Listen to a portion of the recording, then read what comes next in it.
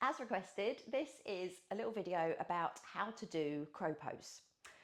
Now, I am a little bit obsessed with crow and other arm balances, and I teach them in most of my classes. So even if you come to one of my classes as a complete beginner, there is a very good chance that I'm going to try and encourage you to get up into a crow pose. And I don't do that because I'm not being inclusive. I do that because I believe that all of these arm balances are accessible to most people, and that we should all just be having a go at them for a few reasons.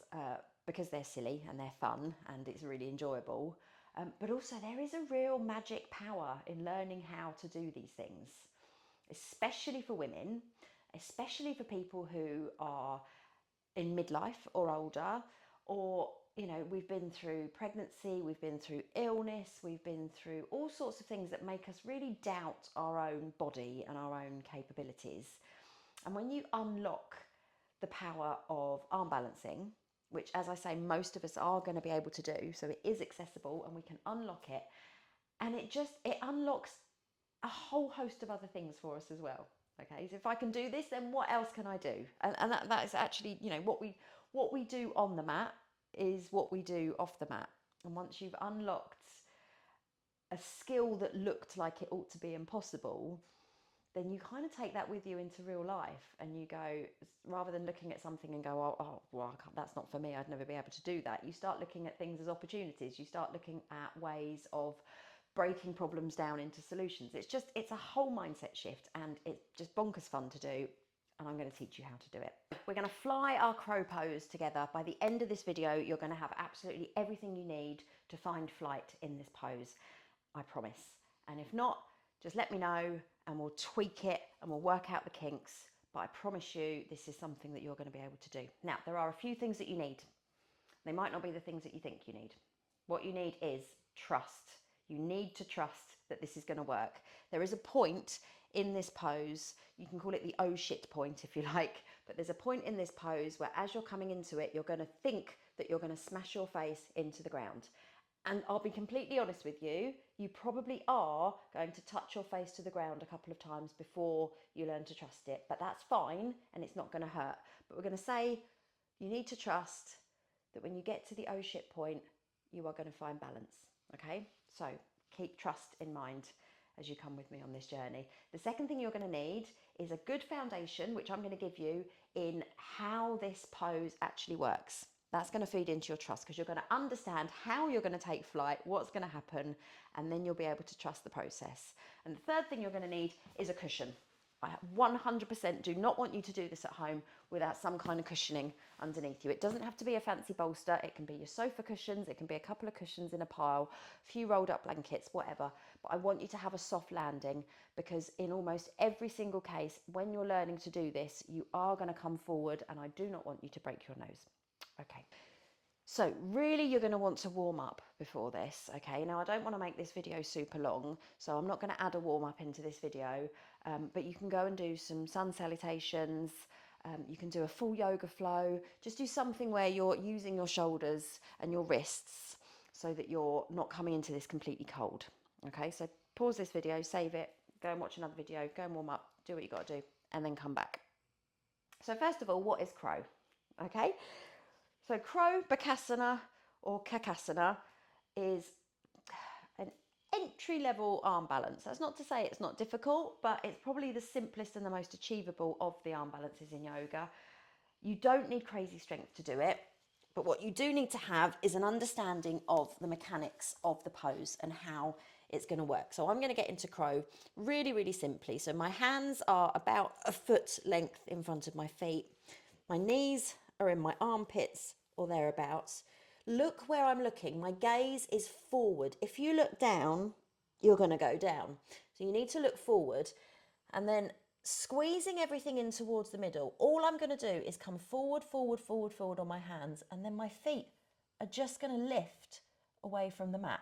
And then I can keep my feet nice and active to give them a job to do. I'm using my fingers as brakes, and then I can just stay here pretty much as long as I want to because I have stacked my hips, my knees, my shoulders, my wrists, everything's in one line. And so gravity and balance are just doing their job.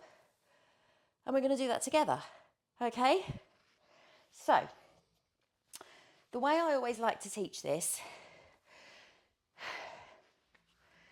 is by starting from a kind of a frog position. So it's not the same pose, frog, but it can lead you in to crow in quite a nice way. And actually the first time I ever found myself in crow was by doing a kind of a frog lift on the beach.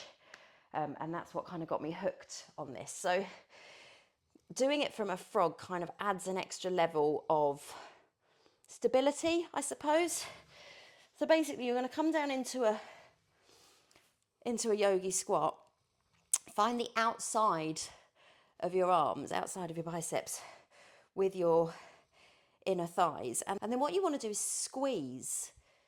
So you're squeezing your arms against your legs and your legs against your arms. And for whatever reason, magic, physics, that gives you a little bit of extra help in finding the lift. So we've got this good squeeze going on here. You're going to place your hands on the mat in front of you. And all we're going to do to start with, keeping our gaze forward so that we don't tip straight down, is you're just going to rock forward onto your toes. Keep squeezing, keep squeezing. You're pushing the mat away with your hands, and eventually, maybe, your toes will lift off the floor. And we can just do that with a cushion in front of us over and over again until we're really happy with how that feels. And then maybe you can start to change your position so that you've got your knees in your armpits. The higher up you can get your knees here, the kind of easier it is to do this pose. So you've got a nice bolster or a cushion in front of you. That's going to catch you. Just trust that it's going to catch you. And as you come forward, forward, forward, forward, and you might think, oh shit, oh shit, oh shit, I'm going to fall. But you're not, because look what happens. You just balance. Everything is stacked. You're looking directly down or slightly forwards. Your shoulders are protracted. You're pulling your core in. You're keeping your feet nice and active. Give your feet a job to do. And then you can just stay here pretty much indefinitely, because I'm not using strength. This isn't strength. This is just balance. Things that might be going wrong here for you. Things that I see happen. You might be going, but Sam, my knees aren't staying on the backs of my arms. Okay, that is the most common thing that I see happen. If your knees aren't staying on the backs of your arms, usually it means that you actually haven't stacked your joints yet. So you're getting to here and you're trying to lift and you're sliding straight off. You need to have this shelf where your knees are going to stay. So stop thinking about lifting your feet up. Don't worry about the feet. The feet will just happen. Just come forward, forward, forward, forward, forward. So they have to lift. There's nowhere else for them to go. And then everything's balanced on the back of the arms. And you can even eventually start straightening your arms into something more like a crane pose. I'm not quite there yet with mine. Whew, that wore me out. But all you need to do really to start with is keep practicing this forward, forward, forward motion. Don't worry about getting your feet off the ground. Like that's just, it's gonna happen. It's inevitable. It will happen at some point. Worry about keeping your knees on the backs of your arms, squeezing everything in towards the midline. Worry about your gaze looking forward. That's going to stop you from falling straight to the ground. And come forward. Don't think about going up. Think about coming forward. Forward, forward, forward. And then back down again. And just do that over and over and over until you're really happy with where your personal oh shit point is. Video it and watch it back. If you find that you're trying to come forward and every time you do it, your knees are falling off your arms, I guarantee you that when you watch it back in the video, you're going to see that you weren't stacked. You weren't forward enough at all. You were probably somewhere more like here, and then the minute you lift, you have to fall off. It's just physics or mechanics or whatever it is. So to start to learn to do this, this is all we're going to do. Knees on the back of the arms. Push the ground away with your hands. Send your shoulders into protraction. Knees on the back of the arms. Grip the mat with your fingers. Take your gaze to the front of the mat or just ahead of you. Forward, forward, forward, forward. Push, push, push, push, push. Lift. Stacked. Look at that. and then you can just stay there. So my core is engaged. I'm actually pulling in Mula Bandha, pushing out through my shoulders. There's obviously a fuck ton going on. But the thing I'm not using really is strength. It is literally balance. It is literally mechanics. Now, what you do find when you start doing this is that you end up getting bruises on the back of your arms. And that is because when you first find the balance, you'll be dumping all of your weight into the back of your arms. As you learn to stay there, what's going to happen is as you activate your feet, as you activate your Mula Bandha and your core, and you pull everything up and in, find that protraction in your shoulders, then the weight comes out of the back of your arms. And eventually that's when you can start maintaining it for longer, because you're not dumping all your weight into your arms. You're actively lifting everything up and out. Cat-cow. So a really nice warm-up for crow is to take yourself through some rounds of cat-cow. And not only is this going to wake up your spine a little bit, but it's also going to give you an idea of the positioning of your shoulders when you're in crow.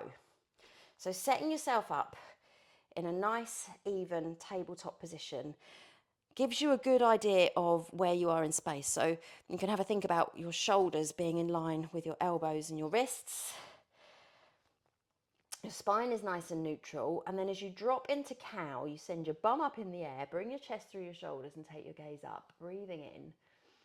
And then as you exhale, if you push the mat away from you, push your spine into a nice arch, take your gaze back to look towards your navel. Now this position with your shoulders, with your arms, this protraction of your shoulders, this cat shape, this is exactly the shape you want to be replicating when you're in your crow. So your gaze is going to be forward, but you're going to have this active push through the hands, and your shoulders are going to be nice and kind of rounded up like this.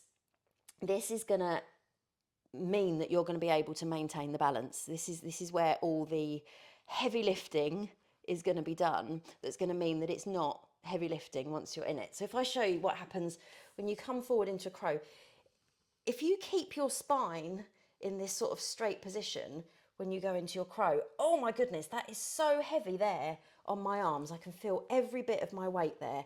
In fact, I could probably muscle my way into it, but oh my God, that's not nice. You start to put that cat positioning in, that protraction of your shoulders, and then as you go forward, rounding through the shoulders, you immediately make everything much, much lighter, and then you can just stay there. So remember that active pushing away, that rounding through the spine, that C shape, that protraction of the shoulder blades, that's part one of making this work. Part two of making it work and being able to stay in the position for a longer time is this engagement of your bandhas. So even just thinking about drawing up through your pelvic floor, slightly sucking in of your tummy, of your core, that's going to give you the upward lift up and out of it that's going to make this sustainable. So again, so my shoulders are rounded, I'm looking forward, forward, forward. I need to get my hips nice and high, but then also drawing everything in and up, and then it's just light. This is what's going to stop those bruises on the back of your arms as well eventually. I'll just stay here for ages. I can talk, I can sing. It's a happy, healthy place to be. It's not painful. That's what we're aiming for. So what else? So, a few key points. If you're trying to get into crow, and every time you try and get into it, you just find that your knees are slipping down the backs of your arms, I can almost guarantee that it's because you're not getting your hips high enough, you're not coming forward enough, so your joints aren't stacked and everything collapses.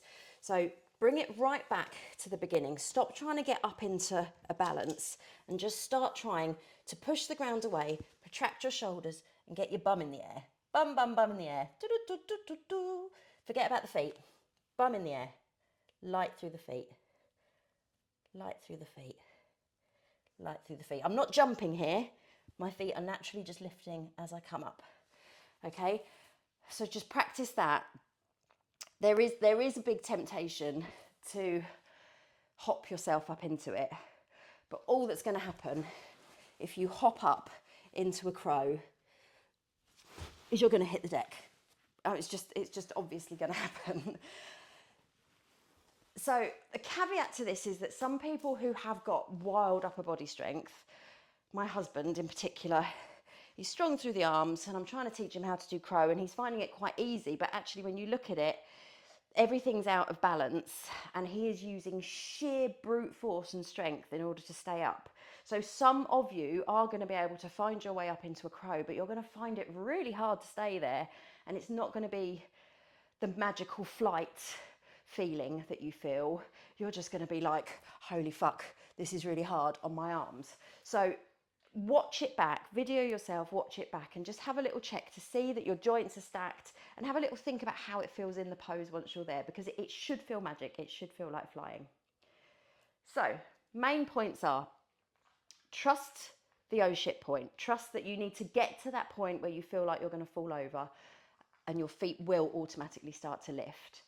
Have a bolster, absolutely 100%. You need some kind of padding on the floor, because you are going to hit the deck before you learn how to do this, and we want to do it safely. And understand the mechanics of it, where your bum is in space. It needs to be higher than you think with almost everybody. Your feet need to be kept nice and active. It actually doesn't matter. Actually doesn't matter whether your feet are pointed or flexed, so long as they're doing something. If they're all loose like this, oh, it just makes it all heavy. So give your feet a job to do. Protract through your shoulders, suck your belly in, and you'll be in flight. Let me know if this has worked for you.